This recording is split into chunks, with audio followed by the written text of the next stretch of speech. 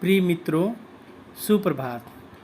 आज की हिंदी की कक्षा में हम वाक्यों को सही क्रम में लिखना सीखेंगे। वाक्यों को सही क्रम में लिखने के लिए कुछ चीज़ों को ध्यान में रखना पड़ता है। देखिए, सही क्रम के प्रश्न दो प्रकार के पूछे जाते हैं। पहला प्रकार का उदाहरण आपके सामने ये प्रस्तुत है। इस प्रकार के कई उदाहरण हम आपके सामने दिखाकर इसके बाद दूसरे टाइप के प्रश्नों का उदाहरण देंगे।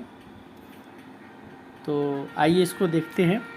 और क्रम में रखने के लिए जैसा हमने बताया कि कुछ महत्वपूर्ण चीज़ों को ध्यान में रखा जाता है। जैसे वाक्य जो दिया गया है, आपसे एक भीख मांगता हूँ, आज मैं अपने क्षत्रिय धर्म को छोड़कर कभी किसी के सामने हाथ न फैलाने की। अब इन चार वाक्यों को सही क्रम में हमको लिखना है। इसमें सर्वप्रथम हम ये ध्यान देंगे कि अपव्यय यदि हमको मिलता है, अव्यय शब्द कोई मिलता है तो सबसे पहले रखा जाता है उसको। और यदि विस्मादि बोधक शब्द मिलते हैं तो उसको भी सबसे पहले रखा जाता है। तो ये ढूंढेंगे कि सबसे पहले यदि अव्यय शब्द या विस्मादि बोधक शब्द हैं तो उस वाक्य को सबसे पहले रखा जाएगा। और यदि संज्ञा किसी वाक्य में है तो उसकी भी संभावना बनती है कि वो सबसे पहले रखा जाएगा। अब सबसे लास्ट में क्या रखा जा सकता है? सबसे लास्ट में आप जानते हैं कि हूँ होता है होता है, था होता है, थी होता है, जिससे सेंटेंस या वाक्य जो है समाप्त किए जाते हैं। तो ये चीज़ें जो सबसे पहले लिखा जाता है। यदि किसी शब्द के लास्ट में हूँ हो, है हो, था, थी, थे, गा, गी, गे, इस प्रकार हो तो ये अंदाज़ा हम लगाएंगे कि उसको सबसे लास्ट में रखा जाएगा। अब आप देखिए, ये हूँ है, ये समझ गए कि ये सबसे लास्ट में होगा। ये आज अव्यय शब्द है। अव्यय शब्द किसको कहते हैं? अव्यय शब्द वो होते हैं जिस पर किसी काल का, लिंग का प्रभाव नहीं पड़ता है। वो हमेशा एक जैसा ही रहता है। जैसे आज है, या है, लेकिन है, किंतु है, परंतु है। ये हर तरह हर परिस्थिति में एक ही जैसे प्रयोग होते हैं। इनका कभी व्यय नहीं होता है, ये कभी परिवर्तित नहीं होते हैं, इसलिए इनको अव्यय शब्द कहे जाते हैं। देखिए, आज को यदि पहले रखते हैं और हूँ को सबसे लास्ट में रखते हैं तो हमारा ऑप्शन र संभावना बनती है और यह संभावना बनती है। इसमें देखिए, र और य वाला मात्र एक मिलता है तो हमारी संभावना बनती है कि ऑप्शन नंबर 1 सही होगा। अब इसको सही ढंग से सूटेबल, सही से बैठ रहा है कि नहीं, इसको हम चेक कर लेंगे। कैसे चेक करेंगे? र को देखिए, आज मैं, फिर लो है, आज मैं अपने क्षत्रिय धर्म को छोड़कर कभी किसी के सामने हाथ न फैलाने की आपसे एक भीख मांगता हूँ। देखिए, सेंटेंस सही बैठ गया और इस तरह हम पकड़ लेंगे कि हमारा ऑप्शन ए होगा। तो ये कुछ ट्रिक कह सकते हैं आप इसको, कि अव्यय शब्द, संज्ञा शब्द, विस्मयादिबोधक शब्द हो तो पहले रखेंगे, सबसे पहला होगा वो।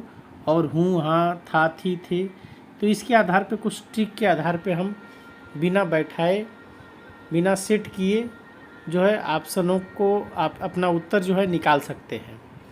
लेकिन इसको चेक करना अनिवार्य है। आप एक बार चेक करके भी देखेंगे कि सही ढंग से सेंटेंस बन रहा है कि नहीं। यदि बन रहा है तो वो ऑप्शन आपका सही माना जाएगा। अब आगे देखिए, दूसरा प्रश्न है, परंपरा का एक हिस्सा रहे हैं और वृद्धजनों का लिहाज, प्रौढ़ों के लिए सम्मान भी हमारी चिर सम्मानित। अब देखिए, इसमें एक चीज़ है, ये सबसे लास्ट में रहेगा। तो ये देखिए, पहला और तीसरा हमारा सही होने की संभावना है। अब देखिए, इसमें अव्यय शब्द और है, लेकिन और से और दो शब्दों को जोड़ता है, तो ये पूर्व पहले प्रयोग नहीं हो सकता। अब देखिए, प्रौढ़ अवस्था है, लेकिन प्रौढ़ों लगा दिया गया तो संज्ञा हो गया। तो प्रौढ़ों के लिए देखिए संज्ञा है, तो इसको हम सबसे पहले रख सकते हैं। तो लो यदि हम पहले रखें तो ये तीनों में है। तो अब हमको इसको चेक करना पड़ेगा, जो तीनों में ल है, इसलिए हमको चेक करना पड़ेगा। तो चेक हम करते हैं, चलिए, कि सेंटेंस हमारा सही कैसे बनता है। प्रौढ़ों के लिए, फिर प्रौढ़ों के लिए सम्मान और वृद्धों का लिहाज, मतलब लो के बाद रो, लो के बाद रो, तीसरा वृद्धों के लिए लिहाज, और लिहाज भी हमारी चिर सम्मानित परंपरा का एक हिस्सा रहे हैं। अब देखिए, ये तीसरा ऑप्शन हमारा सही सेंटेंस में बैठ रहा है। आप इसको कई प्रश्नों का जब धीरे धीरे अभ्यास करेंगे तो जल्दी करना शुरू कर देंगे। प्रारंभ में आपको समय लगेगा, लेकिन बाद में आप इसको जल्दी करना शुरू कर देंगे। आगे देखिए, तीसरे प्रकार का प्रश्न, तीसरा उदाहरण है ये, किसी प्रकार की माया या लोभ सज्जन पुरुष अपनी अलग पहचान बनाते हैं से दूर होकर।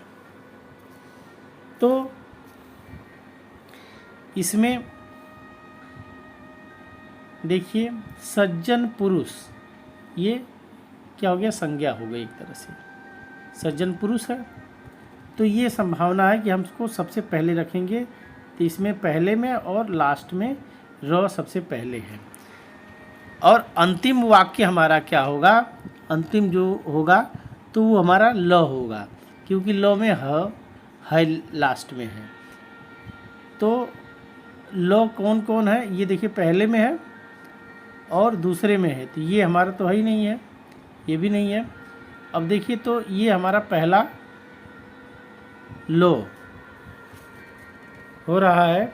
अब लो सही है कि नहीं है, अब इसको चेक करते हैं। ये हम गेस कर लिए हैं कि पहला सही है, पहला ऑप्शन हमारा। तो रो क्या होता है, अब देखिए, पहला सही गेस है। सज्जन पुरुष किसी प्रकार की माया या लोभ से दूर होकर अपनी अलग पहचान बनाते हैं। देखिए, बहुत सही और सटीक सेंटेंस बैठ गया और सेट हो गया।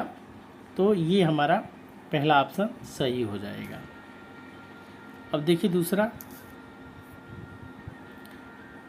नींद भी शरीर की भोजन एवं पानी एक आधारभूत आवश्यकता है की भांति। अब इसमें देखिए,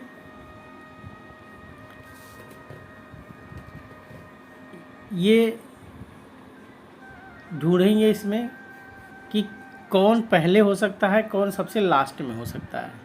तो सबसे लास्ट में ये होगा लो, क्योंकि ह वाला ये ह से लास्ट होगा तो ल होगा। ल वाला पहला और तीसरा है। अब इसलिए ये दोनों हमारे ऑप्शन नहीं हो सकते, दो ऑप्शनों में हमको ढूंढना है। अब देखिए र और य, तो आइए हम इसको सेट करते हैं। यह पहले नींद भी शरीर की भोजन एवं पानी की भांति एक आधारभूत आवश्यकता है। बहुत सही सेट हो गया। तो पहला हमारा य होगा, तो पहला य और फिर दूसरा र होगा, य र, मतलब ऑप्शन नंबर 3 हमारा ये सही है। अब आगे देखिए,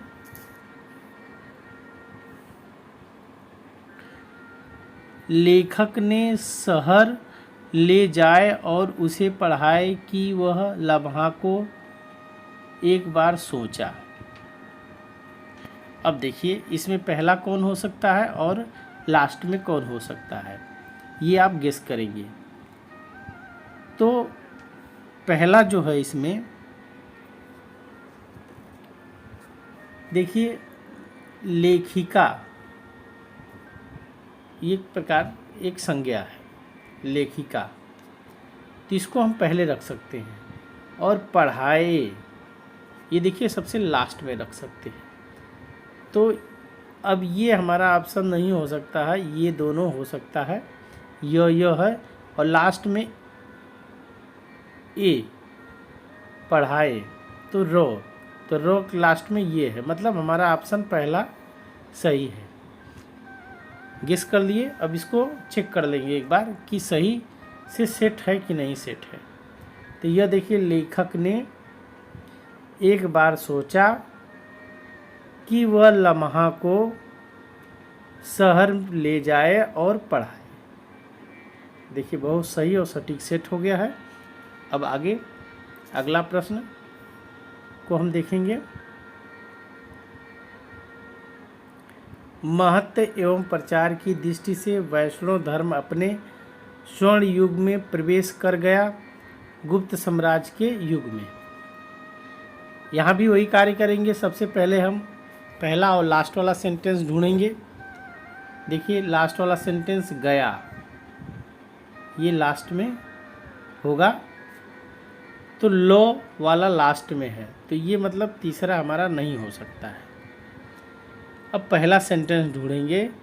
देखिए संज्ञा क्या है, वैष्णव धर्म तो गुण हो गया एक तरह से, गुप्त साम्राज्य ये हो सकता है पहला संज्ञा के रूप में। तो गुप्त साम्राज्य के युग में, तो वह मतलब पहला वह होगा, पहला वह का पहला ऑप्शन, ये ऑप्शन सही हो सकता है। लो लास्ट में होगा और वह पहले होगा। तो इसको एक बार चेक करते हैं। वह देखिए पहले गुप्त साम्राज्य के युग में वैष्णव धर्म अपने महत्व एवं प्रचार की दृष्टि से स्वर्ण युग में प्रवेश कर गया।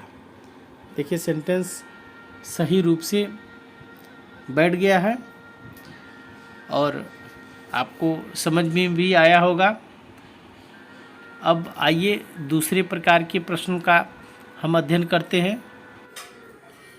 दूसरे प्रकार के प्रश्नों में पहला वाक्य और अंतिम वाक्य, इसे नहीं बदलना रहता है, केवल य र ल व इन 4 वाक्यों को आगे पीछे करके सेट करना होता है। तो कहने का मतलब कि पहला वाक्य और अंतिम वाक्य दिया रहेगा और सब वाक्यों को आप जो है सेट करके सेंटेंस बनाएंगे। तो आइए शुरू करते हैं। जीवन एक संघर्ष है। अब जीवन एक संघर्ष है, इसमें हम सेट करेंगे कि कौन वाक्य सही सेट होता है। तो नंबर 1 है, असहाय स्थिति में भी संघर्ष में कूदा जा सकता है। लगभग सही लग रहा है। मान लिया कि आपके पास साधनों का अभाव है लेकिन आप तो हैं। तो यदि य को सही करते हैं तो य के बाद र, तो य के बाद र, इसमें कोई ऑप्शन नहीं है, ये है बी। फिर इसके बाद वह देख लीजिए, इस संघर्ष में अपने आप को असहाय समझना और संघर्ष से मुंह मोड़ लेना उचित नहीं है। ये सेंटेंस यदि जीवन के बाद रहता तो संघर्ष यहाँ भी है और संघर्ष यहाँ भी है, तो इन दोनों में तारतम्यता बनती। तो इसलिए हम सबसे पहले यहाँ दो ये संघर्ष है, और देखिए संघर्ष यहाँ भी है और यहाँ भी संघर्ष है, कॉमन है। 3 सेंटेंसों में एक कॉमन चीज़ मिलती है, तो इसको ध्यान देखेंगे, कॉमन चीज़ ढूंढते हैं। तो ये पहले में जीवन एक संघर्ष है, असहाय स्थिति में भी संघर्ष में कूदा जा सकता है। इस संघर्ष में अपने आप को असहाय समझना और संघर्ष से मुंह मोड़ लेना उचित नहीं। ये देखिए सेंटेंस सही हो रहा है। तो पहला यह हो गया, फिर वह हो गया, फिर देखिए उचित नहीं। भले ही आप कमज़ोर हैं लेकिन विपदाओं से भिड़ने का, कुछ न कुछ करने का साहस तो आप में है। ये भी सेंटेंस सही लग रहा है। इसके बाद तो ये ल कर देंगे। देखिए य व ल, य व ल, ये सेट हो रहा है। इसके बाद रो, मान लिया कि आपके पास साधनों का अभाव है लेकिन आप तो हैं। तो इस प्रकार देखिए ये सेंटेंस सही हो रहा है। तो उत्तर नंबर डी इसका सही होगा। इसमें देखा जाता है, कई सही रूप से कहा जाए तो वाक्यों को क्रम से लिखने के लिए एक अनुभव की आवश्यकता पड़ती है, जो धीरे धीरे प्रश्नों को हल करने पे आपके अंदर आता है। सामान्यतः कुछ कॉमन चीज़ ढूंढेंगे या संज्ञा शब्द ढूंढेंगे, एक दूसरे को सेट करना सीखेंगे। देखिए हमने इसमें कॉमन शब्द ढूंढा, संघर्ष। देखिए इसमें भी संघर्ष है, इसमें भी संघर्ष है। इसको सेट करते हैं तो कितना अच्छा सेट हो रहा है। जीवन एक संघर्ष है, असहाय स्थितियों में भी संघर्ष में कूदा जा सकता है। इस संघर्ष में अपने आप को असहाय समझना और संघर्ष से मुख मोड़ लेना उचित नहीं। भले ही आप कमज़ोर हैं लेकिन विपदाओं से भिड़ने का, कुछ न कुछ करने का साहस तो आप में है। मान लिया कि आपके पास साधनों का अभाव है लेकिन आप तो हैं। तो इस प्रकार डी उत्तर हमारा सही होगा। अब दहेज प्रथा का जन्म पुरानी सामाजिक प्रथाओं में ढूंढा जा सकता है। पहला सेंटेंस ये है, और अंतिम इसका ये है कि पर धीरे धीरे इसमें बुराइयां आती गई। अब देखिए ऑप्शन से हम इसका उत्तर ढूंढने का प्रयास करेंगे। पहले में एक में यह है और सब में र है, तो जहाँ तक र की संभावना ज़्यादा बन रही है, पहले यह को हम चेक करते हैं कि दहेज प्रथा का जन्म पुरानी सामाजिक प्रथाओं में ढूंढा जा सकता है। अब उसे नई गृहस्थी बसानी पड़ती है। फिर इसके बाद विवाह के बाद लड़की एक नए घर में जाती है। य के बाद र, तो य के बाद र नहीं हो सकता। पहले लड़की एक नए घर में आती है, फिर गृहस्थी बसाती है। ये क्रम होगा, पहले घर में आएगी तब गृहस्थी बसाएगी, इसलिए पहले र होगा फिर इसके बाद य होगा, पहले र फिर इसके बाद य होगा, ये सीक्वेंस बनना चाहिए। अब देखिए, उसे नई गृहस्थी बसानी होती है। अब इसके बाद अपना नया घोंसला बनाने में उसे अधिक असुविधा न हो, इसलिए उसे कुछ उपहार देने का रिवाज था, उपहार देने का रिवाज था। तो र हो गया, र के बाद य हो गया, इसके बाद लो होगा, फिर इसके बाद व। उपहार में उसे गृहस्थी में काम आने वाली वस्तुएं स्वेच्छा से दी जाती थी, क्योंकि दी जाती थी, कोई बाध्यता नहीं होती थी। दहेज की मतलब कोई बाध्यता नहीं होती थी। इसे अब वो देखिए उत्तर बी मिल रहा है हमारा। इसके बाद पर धीरे धीरे इसमें बुराइयां आती गईं। तो इस प्रकार हम अपने विवेक से सोचेंगे कि कौन सेंटेंस के बाद कौन सेंटेंस आता है, इसके बाद हम उसको सही और सटीक क्रम उसका बनाने का प्रयास करेंगे। ये देखिए इस तरह बना के दिखाए, उत्तर नंबर 20 का आपको सही होगा। अब आगे देखिए, शब्द और अर्थ को काव्य का शरीर कहा जाता है, ये दोनों ही अभिन्न हैं। ये पहला है। और अंतिम क्या है, एक के बिना दूसरे की पूर्णता नहीं, इसलिए दोनों मिलकर ही काव्य का शरीरत्व संपादित करते हैं। ये सेंटेंस है। देखिए शब्द अर्थ की बात की गई है कि शब्द और अर्थ को काव्य का शरीर कहा जाता है, ये दोनों अभिन्न अंग हैं। ये मतलब जिसको अलग नहीं किया जा सकता है। तो अब इसमें ऑप्शन देखिए, पहले ऑप्शन हमारा क्या कहता है। ऑप्शन में देखेंगे तो व से, य से, ल से शुरुआत हुई है। तो सबसे पहले हम ल की बहुलता है, ल को रख के सेट करते हैं कि क्या उसके साथ संबंध हमारा हो पा रहा है। तो पहले ल के साथ हम उसको देखते हैं। आइए देखते हैं ल के साथ। शब्द और अर्थ को काव्य का शरीर कहा जाता है, ये दोनों अभिन्न हैं। अर्थ के बिना शब्द का कोई मूल्य नहीं है। सही हो रहा है। अब इसके बाद य को देखते हैं, इसको, क्योंकि शब्द अर्थ इसमें भी कहा गया है।